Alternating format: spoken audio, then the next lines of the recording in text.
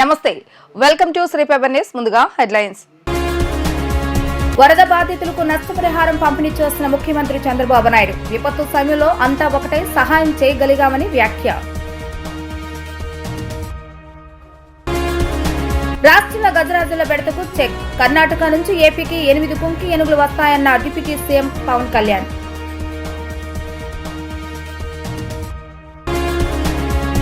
Green energy విషయంలో ఏపీలో మంచి విధానం అందుబాటులోకి తెచ్చామన్న మంత్రి నారా లోకేష్. విశాఖను ఐటీ ఎలక్ట్రానిక్స్ హబ్ గా రూపొందించుకుంటుందని వెల్లడి. వరద ముంపు ప్రాంతాల్లో బాధితులకు ప్రభుత్వ ఆర్థిక ప్యాకేజ్ అందజేసింది. బాధిత ప్రజలకు పంట నష్టం కింద రైతులకు 602 కోట్ల పరిహారం ఇచ్చినట్లుగా సీఎం చంద్రబాబు నాయుడు తెలిపారు. అదేవిధంగా 47 మంది మృతుల కుటుంబాలకు 5 లక్షల రూపాయల చొప్పున పరిహారం విడుదల చేస్తామన్నారు. వరద సమయంలో అందరం కలిసి ఉద్యమ స్ఫూర్తితో ముందుకు వెళ్లామని చంద్రబాబు నాయుడు తెలిపారు. ఎన్టీఆర్ జిల్లా కలెక్టరేట్ లో వరద బాధితులకు ఆర్థిక సహాయం అందజేసిన సందర్భంగా సీఎం చంద్రబాబు నాయుడు మాట్లాడుతూ బుడమేరుతో పాటు ప్రకాశం బ్యారేజీకి ఈ స్థాయిలో వరద ఎప్పుడూ రాలేదని, బ్యారేజీకి 11.90 లక్షల క్యూసెక్ల గరిష్ట వరద సామర్థ్యం ఉంటే 11.47 లక్షల క్యూసెక్ల వరద నీరు వచ్చిందని ముఖ్యమంత్రి చంద్రబాబు నాయుడు తెలిపారు. గత పాలకుల నిర్లక్ష్యం వైఖరి కూడా విజయవాడ వరద ముంపునకు కారణమైందని విమర్శించారు. సీఎంగా వరద ముంపు ప్రాంతాలు తిరిగినప్పుడు మంచినీళ్లు కూడా ఇవ్వలేని పరిస్థితి ఉందని, అందుకే ఎన్టీఆర్ కలెక్టర్ కార్యాలయంలోనే మకామేసి పరిస్థితి పర్యవేక్షించినట్లుగా వెల్లడించారు. మొట్టమొదటిగా సింగనగర్ వెళ్లి పరిస్థితి పరిశీలించి ప్రధాని మోడీ, హోంమంత్రి అమిత్ షా అందరితో మాట్లాడి బోట్లు, హెలికాప్టర్లు తెప్పించామని ఆయన అన్నారు. ఫస్ట్ నేను ఎంటర్ అయిందే సింగనగర్. అక్కడ చూసిన తర్వాత ఇమ్మీడియట్ గా ఇక్కడికి వచ్చి డీజీ, సిఎస్ అందరిని రమ్మని, ఆ రోజు రాత్రి నేను అమిత్ షాతో మాట్లాడాను, ప్రధానమంత్రితో మాట్లాడాను, కేంద్రంలో ఉండే హోం సెక్రటరీతో మాట్లాడాను. బై మార్నింగ్ రాత్రికి రాత్రి 6 ఎన్డీఆర్ఎఫ్ టీములు, 40 పవర్ బోట్లు, హెలికాప్టర్లు అన్ని తెప్పించాం. ఎక్కడో లూధియానాలో ఉంటే అక్కడి నుంచి బై ఎయిర్ లిఫ్ట్ చేశారు. అన్ని ప్రయత్నాలు చేసి ఆ రోజు మీరు చూస్తే ఇవన్నీ చేసిన తర్వాత కూడా డ్రోన్స్ అయితే ఒక 150 డ్రోన్స్ వాడాం. ఎప్పటికప్పుడు ఇవన్నీ సమాయత్తం చేయడమే కాకుండా ఆ సమాయత్తం చేసి అన్ని ప్రయత్నాలు చేసి ముందుకెళ్లి గండ్లు పూడ్చాం. కిందికి నీళ్లు పోవడానికి అవన్నీ క్లియర్ చేశాం. ఒక నూతనమైన ఒరవడి. ఎప్పుడన్నా గాని ఒక విపత్తు వస్తే ఏ విధంగా హ్యాండిల్ చేయాలి, ఏ విధంగా వాళ్ళని ఆదుకోవాలి అనే దానిపైన ఒక న్యూ డైరెక్షన్ ఇవ్వడానికి, లేకపోతే మానవతా దృక్పథంతో పనిచేయడానికి మేము పనిచేశాం. ఇప్పటికి దగ్గర 25 రోజులు అవుతుంది విపత్తు వచ్చి. ప్రభుత్వ యంత్రాంగం ఒక బాధ్యతతో ఎన్ని విధాలా ఆదుకోగలుగుతామో ఒక విపత్తు వచ్చినప్పుడు మాటల్లో చెప్పడం కాకుండా చేసి చూపించాం. ఈరోజు మేజర్గా దగ్గర 4 లక్షల మందికి 602 కోట్ల రూపాయలు వారి అకౌంట్లో డైరెక్ట్ గా వేశాం. మొత్తం 7,600 కోట్ల రూపాయలు నష్టం వచ్చింది. 7,600 కోట్ల రూపాయల నష్టం వచ్చినప్పుడు ఇది ప్రభుత్వ ఆస్తులకి, ప్రైవేట్ ఆస్తులకు కలిసి వచ్చిన నష్టం. ఏపీకి 8 కుంకి ఏనుగులు రానున్నాయి. రాష్ట్రంలో గజరాజుల దాడిని అరికట్టడంలో భాగంగా కర్ణాటక నుంచి వీటిని తీసుకొస్తున్నారు. ఈ మేరకు ఇరు రాష్ట్రాల ప్రతినిధులు ఈ నెల 27వ తేదీన సమావేశమై అంగీకార పత్రంపై సంతకం చేయనున్నారు. ఈ విషయంపై పవన్ కళ్యాణ్ సంతోషం వ్యక్తం చేశారు. రాష్ట్రంలో గజరాజుల దాడిని అరికట్టేందుకు కర్ణాటక నుంచి 8 కుంకి ఏనుగులు ఏపీకి రానున్నాయి. వీటిని మాన్యం, పార్వతీపురం, చిత్తూరు జిల్లాలకు తరలించనున్నారు. మాన్యం ప్రాంతాలు, చిత్తూరు అటవీ ప్రభావిత ప్రాంతాల్లో ఏనుగులు గుంపు జనారణ్యంలోకి వస్తున్నాయి. తద్వారా జరుగుతున్న నష్టం, వాటి దాడులతో ప్రాణాలు కోల్పోతున్న ఘటనలు ఎక్కువవుతున్నాయి. ఈ నేపథ్యంలో వీటికి చెక్ పెట్టేందుకు ఉప ముఖ్యమంత్రి పవన్ కళ్యాణ్ చర్యలు తీసుకుంటున్నారు. ఇందులో భాగంగా కర్ణాటక ముఖ్యమంత్రి సిద్దరామయ్య, అక్కడి అటవీ శాఖ మంత్రి ఈశ్వర్తో పవన్ కళ్యాణ్ ఇప్పటికే చర్చలు జరిపారు. ఏపీలో గజరాజుల దాడులు అరికెట్టేందుకు కుంకి ఏనుగుల ఆవశ్యకతను తెలియజేశారు. రాష్ట్రానికి 8 కుంకి ఏనుగులు కావాలని కోరారు. దీనికి సంబంధించి ఇరు రాష్ట్రాల ప్రతినిధులు, అధికారులు ఈ నెల 27వ తేదీన సమావేశమై అంగీకార పత్రంపై సంతకం చేయనున్నారు. అధికారంలోకి వచ్చిన 100 రోజుల్లోనే గజరాజుల దాడులకు పరిష్కారం లభించినందుకు పవన్ కళ్యాణ్ సంతోషాన్ని వ్యక్తం చేశారు. గ్రీన్ ఎనర్జీ విషయంలో ఏపీలో మంచి విధానం అందుబాటులోకి తెచ్చామని లోకేష్ వివరించారు. అన్ని జిల్లాలకు ఎయిర్పోర్ట్ కనెక్టివిటీకి ఏర్పాట్లు చేస్తున్నట్లుగా చెప్పారు. ఐటీ, ఎలక్ట్రానిక్స్ హబ్గా విశాఖ రూపుదిద్దుకుంటుందని లోకేష్ వెల్లడించారు. ఏపీలో పెట్టుబడులకు విస్తృత అవకాశాలు ఉన్నాయని మంత్రి నారా లోకేష్ తెలిపారు. పరిశ్రమలకు కావాల్సిన మౌలిక సదుపాయాల కల్పనకు ప్రత్యేక చర్యలు తీసుకుంటామని చెప్పారు. అన్ని జిల్లాల్లో ఇండస్ట్రీస్ కు అనువైన వాతావరణం ఉందని అన్నారు. విశాఖ రీజనల్లో మౌలిక సదుపాయాల కల్పనకు ప్రభుత్వం పెద్దపీట వేస్తుందని పేర్కొన్నారు. విశాఖలో నిర్వహించిన సిఐఐ ఇన్ఫ్రాస్ట్రక్చర్ సదస్సులో ఆయన పాల్గొని మాట్లాడారు. గ్రీన్ ఎనర్జీ విషయంలో రాష్ట్రంలో మంచి విధానం అందుబాటులోకి తెచ్చామని లోకేష్ తెలియజేశారు. అన్ని జిల్లాలకు ఎయిర్పోర్ట్ కనెక్టివిటీకి ఏర్పాటు చేస్తున్నట్లుగా వివరించారు. ఐటీ, ఎలక్ట్రానిక్స్ హబ్గా విశాఖపట్నం రూపుదిద్దుకుంటుందని తెలిపారు.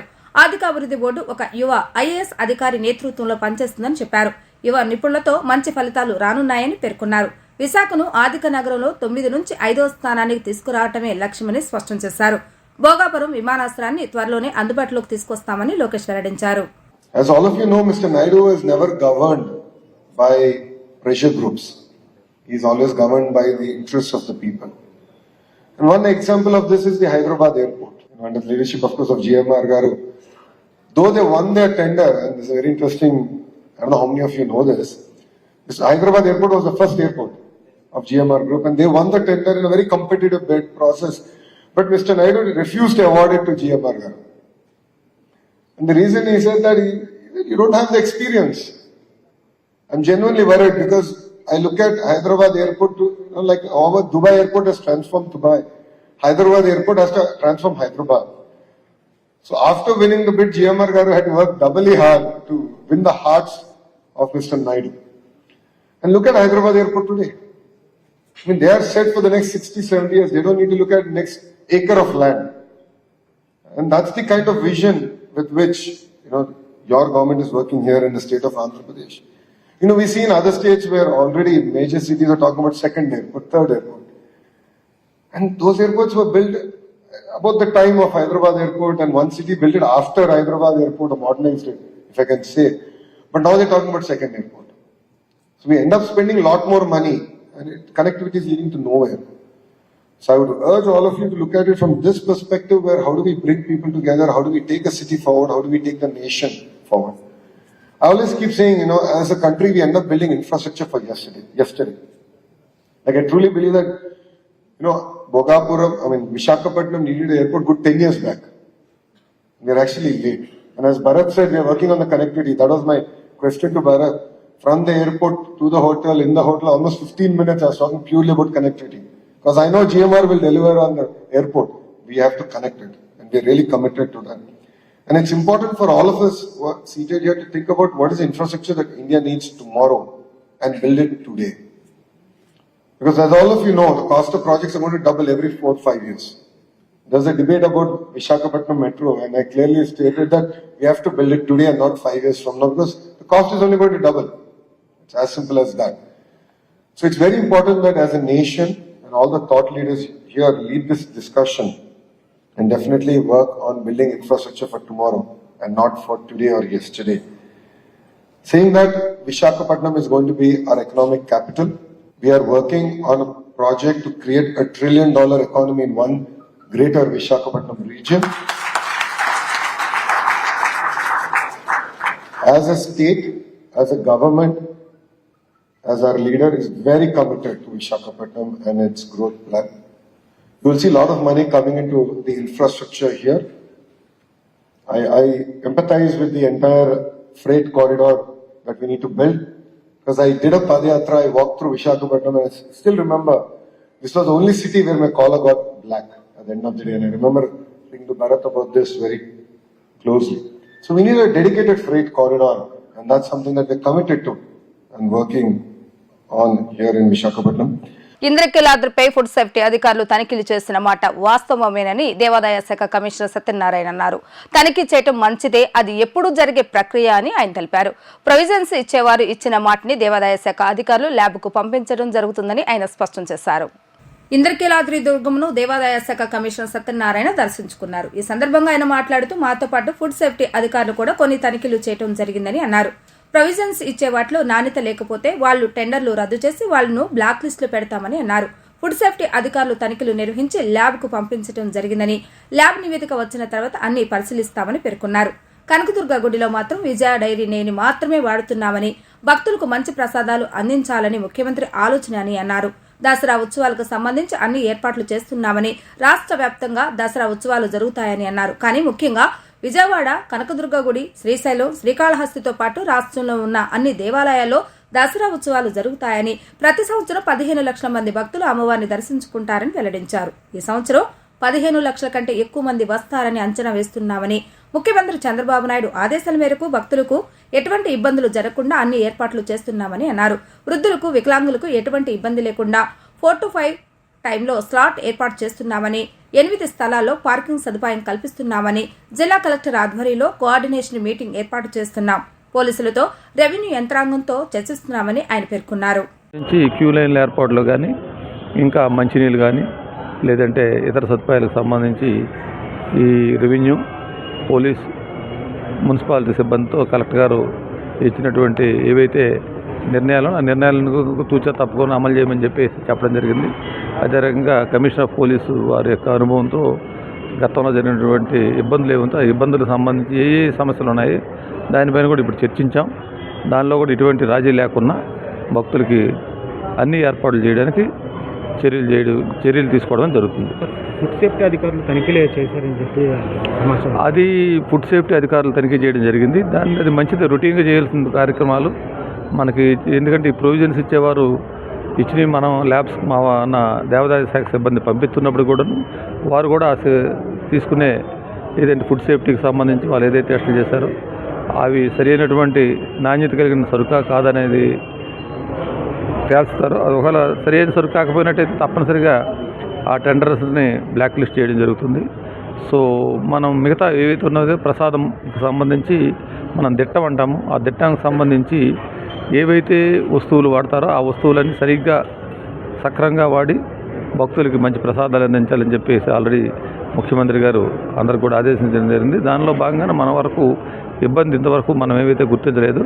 సో ఏదైనా ఉన్నా దాన్ని కరెక్ట్ చేయడానికి అవకాశం ఉంటుంది. దుర్గగుడిలో వరకు విజయ డైరీకి సంబంధించినటువంటి నెయ్యినే వాడుతున్నారు. దీంతోపాటు మిగతా దగ్గర కూడా అన్ని దేవాలయాలు కూడా నేను దానిపైన మీటింగ్ పెట్టడం జరిగింది. మనకి చాలా వరకు అన్ని దేవాలయాల్లో కూడాను లోకల్ డైరీ సంస్థలు ఏవైతే ఉన్నాయో వారి యొక్క నెయ్యి, అంటే రైతుల నుంచి వచ్చినటువంటి కలెక్ట్ చేసిన నెయ్యి అయితేనేమి, లేదంటే ఒకవేళ ప్రైవేట్ టెండర్స్ ఇచ్చిన బ్రాండెడ్ ఐటమ్స్ మనకు నందిని లాంటివి, వైష్ణవి లాంటివి ఇటువంటి వీటిని మనకు సప్లై చేయడం జరుగుతుంది. ల్యాబ్ నుంచి సమాచారం ల్యాబ్ ఎప్పటికప్పుడు ఎక్కడైతే విజయవాడ వరకు చూసుకుంటే యాక్యురేట్ ల్యాబ్ నుంచి ఎప్పటికప్పుడే ఉన్నాయి. అవన్నీ స్పెసిఫికేషన్ ప్రకారం ఉన్నాయని చెప్పి తేలడం జరిగింది. దానిలో ఎటువంటి ఇబ్బంది అయితే లేదు. సో ఇది ఎప్పుడు కూడాను ఈ తనిఖీలు అనేవి నిరంతర ప్రక్రియ, ఒకరోజు ఆగేది కాదు. ఒకవేళ ఎవరైనా డీవియేషన్ ఉంటే ఆ డీవియేషన్ కరెక్ట్ చేయడం, అవసరమైతే తగు చర్యలు చేపట్టడం జరిగింది. ఎందుకంటే గవర్నమెంటు ఎటువంటి పరిస్థితుల్లో భక్తులు మనకి ఎంత ఆదాయాల గుళ్ళకి ఇచ్చేటప్పుడు భక్తుల యొక్క ఆధ్యాత్మికత, భక్తుల యొక్క మనోభావాలు దెబ్బకున్నా చూసే బాధ్యత దేవాదాయ శాఖ సిబ్బంది పైన దేవాదాయ శాఖ తరపున తప్పనిసరిగా ఉంది. దానిలో ఎటువంటి రాజీ లేదని చెప్పి మీకు తెలియజేస్తున్నాం. మాజీ సీఎం జగన్ పరిపాలనపై విసుగెత్తి కూటమి సర్కార్కు అధికారం కట్టబెడితే ఈ ప్రభుత్వం కూడా ప్రజల్లో విశ్వసనీయత కోల్పోతుందని ఏపీసీసీ చీఫ్ వైఎస్ షర్మిల విమర్శించారు. అధికారంలోకి వచ్చి నెలలు గడుస్తున్నప్పటికీ సూపర్ 6 అమలు చేయలేదని ఆమె అన్నారు. ప్రభుత్వానికి వ్యతిరేకంగా కాంగ్రెస్ పార్టీ రాష్ట్ర వ్యాప్తంగా తాలీ బజావ్ కార్యక్రమాన్ని చేపట్టింది. ఇందులో షర్మిలతో సహా కాంగ్రెస్ కార్యకర్తలు పాల్గొని ప్రభుత్వానికి వ్యతిరేకంగా నినాదాలు చేశారు. హామీలు అమలు చేయని ప్రభుత్వం మంచి ప్రభుత్వమా, ముంచే ప్రభుత్వమా అని షర్మిల ప్రశ్నించారు. కాంగ్రెస్ దృష్టిలో ఎన్డీఏ ముంచే సర్కారేనని విమర్శలు గుప్పించారు. సూపర్ 6 హామీలు ఎప్పటి నుంచి అమలు చేస్తారో తెలపాలని, అందుకు తగినట్లుగా త్వరగా శ్వేతపత్రం విడుదల చేయాలని ఆమె డిమాండ్ చేశారు. ఇది మంచి ప్రభుత్వము అని చంద్రబాబు గారు 100 రోజులు పూర్తి చేసుకున్న సందర్భంగా ఇది మంచి ప్రభుత్వము అని చెప్పి కూటమి సర్కార్ ప్రతి ఊర్లోనూ ప్రచారం చేసుకుంటున్నారు. నిజంగానే ఇది మంచి సర్కార్ అవునో కాదో ప్రజలు గమనిస్తున్నారు. ఇది మంచి సర్కార్ అయితే చంద్రబాబు గారు అంత పబ్లిసిటీ ఇచ్చి సూపర్ 6 కారణంగా అధికారంలోకి వచ్చారు.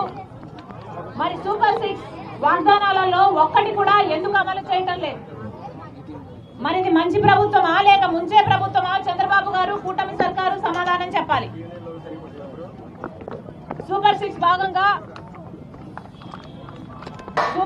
లో భాగంగా చంద్రబాబు గారు 20 లక్షల ఉద్యోగ అవకాశాలు కల్పిస్తామని చెప్పారు.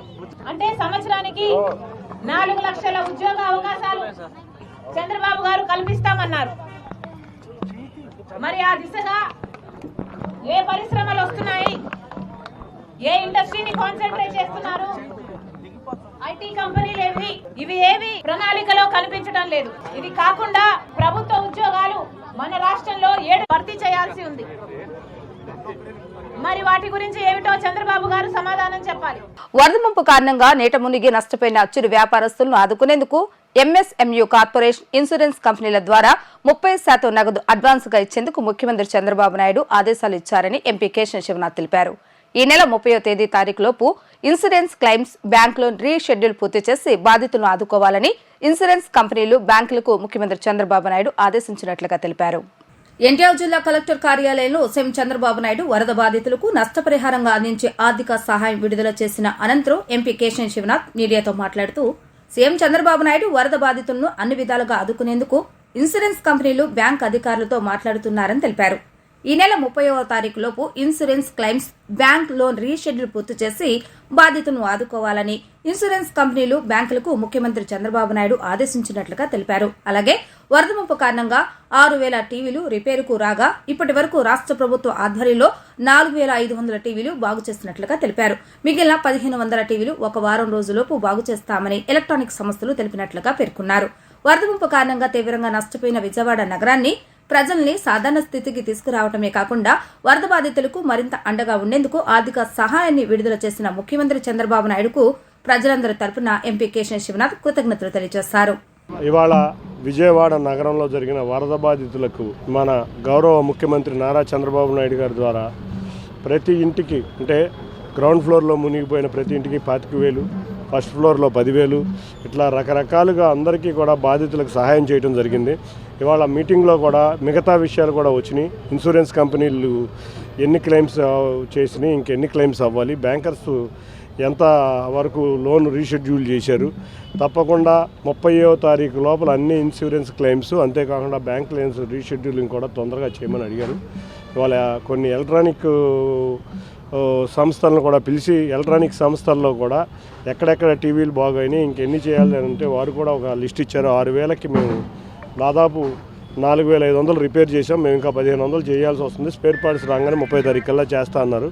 కాబట్టి త్వరగా బాధితులకు పరిహారం అందే విధంగా అంతేకాకుండా ఎంఎస్ఎంఈ కార్పొరేషన్లకి ఇన్సూరెన్స్ కంపెనీల ద్వారా అడ్వాన్స్ పేమెంట్ ఒక 30% 40% చిన్న షాపులు ఎంఎస్ఎంఈలు ఇబ్బంది పడిన వాళ్ళందరికీ అడ్వాన్స్ పేమెంట్ కింద ఒక 30% అమౌంట్ తర్వాత క్లెయిమ్ సెటిల్ అయినాక మిగతా దమ్మని చంద్రబాబు నాయుడు గారు కోరారు. వారు కూడా దానికి అంగీకరించారు. ఇవాళ బాధితులందరికీ కూడా అన్ని ప్రకాలుగా ఇబ్బంది పడకుండా అన్నీ చేసిన నా ముఖ్యమంత్రి నారా చంద్రబాబు నాయుడు గారికి ఈ ఎన్డీఏ ప్రభుత్వానికి ముందుగా విజయవాడ నగర ప్రజల తరఫున ధన్యవాదాలు తెలుపుకున్నాం. ఇవాళ చాలామంది పేదలు మంచి ప్రభుత్వం కార్యక్రమానికి వారి చెంతకెళ్తుంటే ఇవాళ వరదలో మునిగిపోయిన మాకు చంద్రబాబు నాయుడు గారు చేసిన వల్ల మేమంతా బయటపడగలిగాం. ఆయన నిండు 100 ఏళ్ళు ఉండాలని ఎంతోమంది పేద ప్రజలు ఆయన ఆశీర్వదించడం జరిగింది. తప్పకుండా ఇటువంటి వారి నాయకత్వంలో పనిచేస్తున్నందుకు మాకు కూడా గౌరవం దొక్కుతుంది. ఎప్పుడూ కూడా ఇంకా విజయవాడ ప్రాంతం అనేది చంద్రబాబు నాయుడు గారికి ఎంతో రుణపడి ఉంటుంది. వారు చేసిన సాయానికి తప్పకుండా అందరికీ కూడా అందరి ప్రజల తరపున వారికి ధన్యవాదాలు. వైఎస్ఆర్సీపీ హయాంలో రియల్ టైం గవర్నెన్స్ ను పట్టించుకోకపోవడంతో రాష్ట్ర ప్రజలు ఎంతగానో నష్టపోయారని గతంలో కూటమి నేతలు ధ్వజమెత్తారు. నేడు చంద్రబాబు నాయుడు అధికారంలోకి వచ్చాక ఆర్డీజీఎస్ ద్వారా పౌర సరఫరాలు మెరుగుపరుస్తున్నారు. 2024 ఎన్నికల్లో విజయం తర్వాత సచివాలయంలోని ఆర్టీజీఎస్ టైమ్స్ గవర్నెన్స్ కేంద్రాన్ని సీఎం చంద్రబాబు నాయుడు తొలిసారి సందర్శించారు. గత తెలుగుదేశం ప్రభుత్వంలో ఈ రియల్ టైం గవర్నెన్స్ సెంటర్ ను ఎంతో ప్రతిష్టాత్మకంగా ప్రారంభించారు. అయితే గత వైఎస్ఆర్సీపీ ప్రభుత్వం మాత్రం ఈ వ్యవస్థను పూర్తిగా పక్కన పెట్టింది. ప్రస్తుతం ఈ కేంద్రం యొక్క పనితీరును సీఎం సమీక్షించారు. అనంతరం సీఎస్, డీజీపీతో సహా ఉన్నతాధికారులతో ఆర్టీజీ కేంద్ర కమాండ్ కంట్రోల్లో సమావేశమయ్యారు. ఆర్టీజీ ద్వారా పౌర సేవలను సులభతరం చేయడం, పాలనలో వేగం పెంచడంపై అధికారులతో చర్చించారు. రియల్ టైం గవర్నెన్స్ ద్వారా పౌర సేవలు, ప్రభుత్వ కార్యాలయాలపై 100 రోజుల ప్రత్యేక ప్రాజెక్టు సిద్ధం చేయాలని సీఎం చంద్రబాబు నాయుడు అధికారులను ఆదేశించారు. సీఎస్, డీజీపీతో సహా ఇతర ఉన్నతాధికారులతో చంద్రబాబు నాయుడు సమావేశాన్ని నిర్వహించారు. పౌర సేవల సులభతరం, పాలనలో వేగం పెంచడంపై చర్చించారు. ప్రజలకు సంబంధించిన మాస్టర్ డేటాను అన్ని శాఖలు యాక్సెస్ చేసుకుని సత్వర సేవలు అందించేలా ప్రణాళిక రూపొందించాలని సీఎం సూచించారు. దసరా ఉత్సవాలను ఈ సంవత్సరం అత్యంత వైభవోపేతంగా నిర్వహించే విధంగా సకల చర్యలు చేపట్టినట్లుగా తెలిపారు. రాష్ట్ర ప్రజలు దసరా ఉత్సవాల ఘనంగా నిర్వహించుకోవడానికి సిద్ధంగా ఉన్నారని అన్నారు. ఉత్సవాలలో సాధారణ భక్తులకు ఎలాంటి ఇబ్బందులు తలెత్తకుండా ఏర్పాట్లు చేస్తున్నట్లుగా వారు తెలిపారు.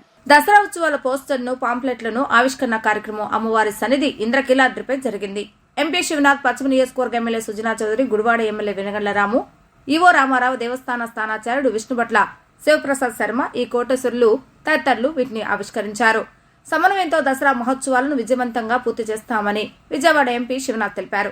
ఇంద్రకీలాద్రిపై ఉన్న కార్యాలయంలో మహోత్సవాల పాంప్లెట్ల కరపత్రాలు ఆవిష్కరణ కార్యక్రమం జరిగింది. అనంతరం విజయవాడ ఎంపీ కేశవ శివనాథ్ మాట్లాడుతూ త్వరలో దసరా ఉత్సవ కమిటీని ఏర్పాటు చేస్తామన్నారు. దురదృష్టవశాత్తు వరదల వల్ల కొంత ఆలస్యమైందని అన్నారు.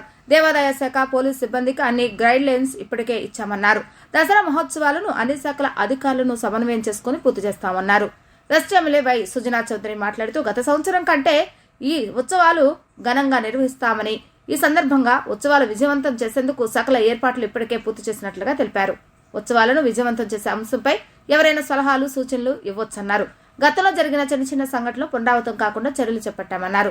గుడివాడ నియోజకవర్గం ఎమ్మెల్యే రాము మాట్లాడుతూ అమ్మవారి ఆశీస్సులు ఉండటం వల్లే ప్రజలు ఘోర విపత్తు నుండి బయటపడ్డారని తెలియజేశారు. దుర్గా మల్లేశ్వరి స్వామివారి ఆలయం ఆధ్వర్యంలో క్రోధినామ సంవత్సర దసరా ఉత్సవాలు ప్రారంభం 3వ తారీఖు నుంచి 12వ తారీఖు జరుగుతున్న సందర్భంగా ఇవాళ ఏర్పాట్ల పర్యవేక్షణ, అంతేకాకుండా ఉత్సవ కమిటీ, ఉత్సవ బ్రోచర్లకి రిలీజ్కి గౌరవ ఎమ్మెల్యే సుజనా చౌదరి గారు, గుడివాడ ఎమ్మెల్యే రాము గారు అందరి మధ్య ఈ బ్రోచర్ ఓపెన్ చేయటం చాలా ఆనందంగా ఉంది. నిజంగా విజయవాడ అంటేనే కనకదుర్గ దేవాలయం. విజయదశమి వేడుకలు విజయవాడలో ఎప్పుడూ ఘనంగా జరుగుతాయి. అటువంటి విజయవాడలో కనకదుర్గ వేడుకలకి మళ్ళీ ఒక అలంకారం తెచ్చే విధంగా మేమందరం కలిసికట్టుగా ఉండి కొన్ని ఇబ్బందులు వరదల వల్ల ఏర్పడినా కూడా వాటిని అధిగమించి భక్తులకి సౌకర్యాలలో ఎటువంటి లోటు లేకుండా ఈ దసరా ఉత్సవాలను అత్యంత వైభవంగా ఏర్పాట్లు చేయడం జరుగుతుంది.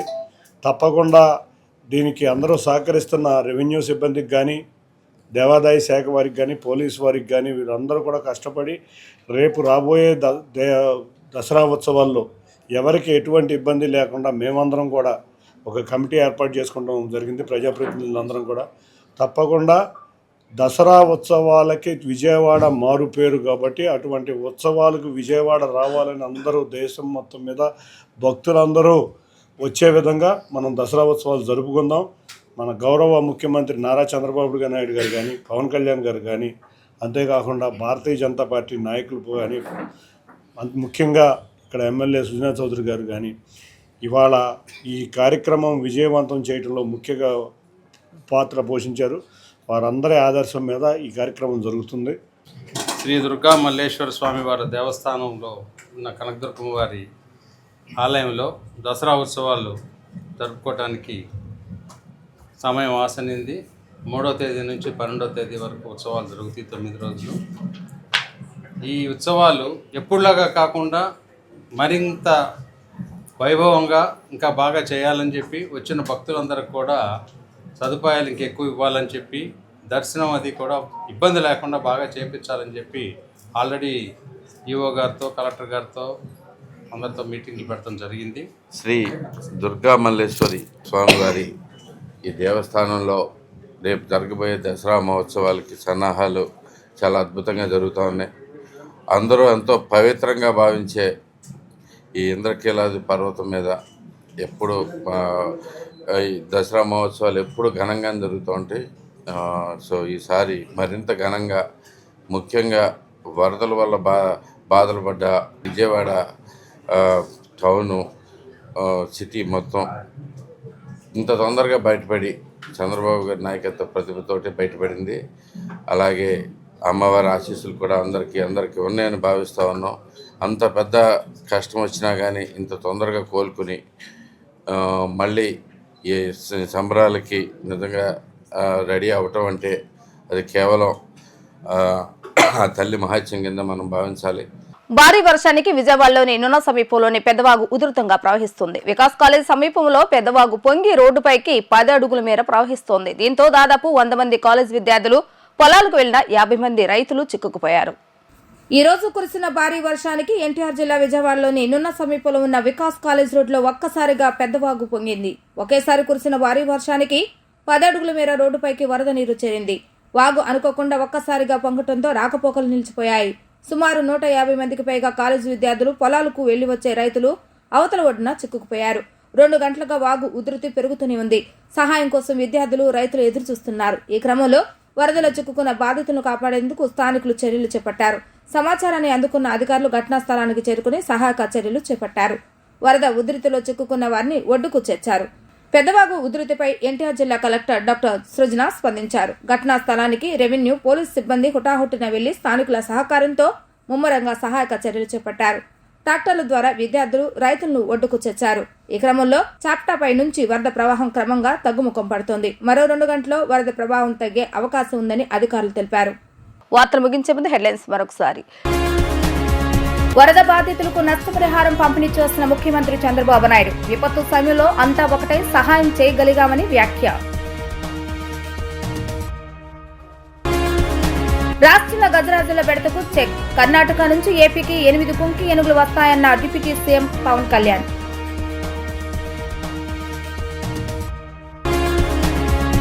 గ్రీన్ ఎనర్జీ విషయంలో ఏపీలో మంచి విధానం అందుబాటులోకి తెచ్చామన్న మంత్రి నారా లోకేష్. విశాఖను ఐటీ, ఎలక్ట్రానిక్స్ హబ్గా రూపొందించుకుంటుందని వెల్లడి. ఇవి ఈ రోజు వార్తా విశేషాలు. మరలా 3 ప్రసారమైన వార్తలు మళ్ళీ కలుద్దాం. అంతవరకు సెలవు. నమస్కారం.